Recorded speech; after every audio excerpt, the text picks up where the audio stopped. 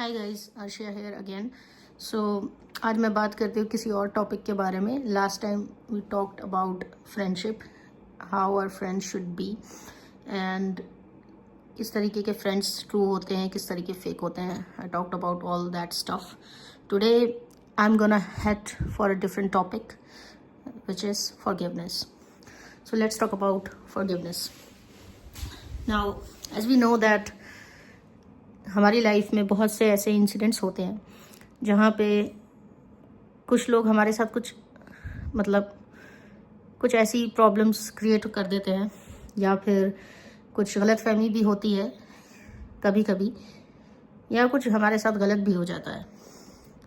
तो अक्सर हम इस चीज़ में डाउट करते हैं, like what should we do from our end. क्योंकि समटाइम्स व्हाट हैपन्स इज कि किसी ने आपके साथ कुछ गलत किया, you moved on, they moved on, and suddenly after a certain period of time they come back in your life and they ask for forgiveness.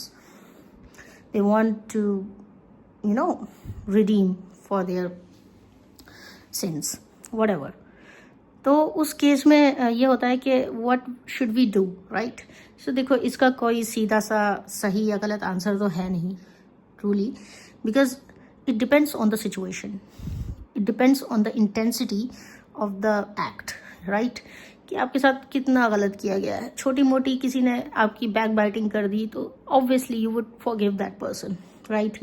You will never have a grudge upon them like for a long time, but it depends, right?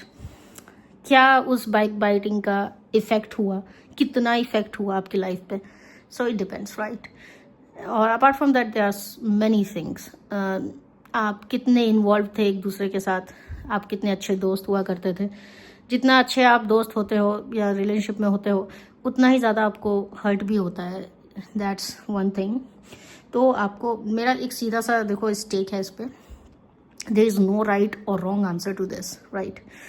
Forgiveness depends on you, it's for you not for them, right? अगर आपको लगता है कि किसी को माफ़ करके आपको अच्छा लगेगा, आपको इनर पीस मिलेगी, तो definitely you should forgive them. But या उसके बाद आपको उनसे दोस्ती रखनी है, रिलेशनशिप रखना है, या फिर आपको कहना है no, I have forgiven you, now let's move on, let's go our separate ways. वो आपके ऊपर डिपेंड करता है, जो भी आपके लिए ज़्यादा आपको लगता है ठीक है। पर थिंग इज के ये आप पे डिपेंड करता है। नाउ अनदर थिंग इज कि आपको फॉरगिव नहीं करना, तो that also depends on you.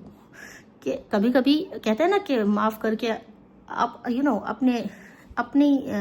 अपने लिए माफ़ करते हो सामने वाले को, उसके लिए नहीं, राइट? पर कभी कभी आप अपने लिए माफ़ नहीं भी करते हो। ऐसा भी है, कोई फोर्स नहीं होनी चाहिए चीज़, right? You should never say कि यार देख तू माफ़ कर दे, तेरा दिल बड़ा दिल होगा, लाइक ऐसी बातें करते हैं। तो ठीक है, कभी कभी किसी का होता है यार, इट्स ओके। ये तुम राइट उनसे छीन नहीं सकते कि वो तुम्हें माफ़ नहीं करना चाहते। तो ये भी उन्हें राइट दिया है कि वो माफ़ ना करें और फिर बोले ठीक है मैं तुझे माफ़ नहीं करता, तुम जाओ अपनी लाइफ में एंड मुझे तुमसे कोई मतलब नहीं रखना। तो 3 तरह की सिनेरियोज हैं। एक माफ़ कर दिया और दोबारा दोस्ती कर ली, okay, which I would not recommend for most of the cases, but it depends, right? Second case जो है कि माफ़ नहीं किया और कोई मतलब भी नहीं है और माफ़ भी नहीं किया, तो this is also kind of not good in every situation, but I understand if somebody is doing that, right? And the third scenario is the best scenario, I believe, in most of the cases, इसके माफ़ कर दो, but उस इंसान से फिर आगे मतलब ना ही रखो तो बेहतर है। क्योंकि भाई you should forgive but you should never forget.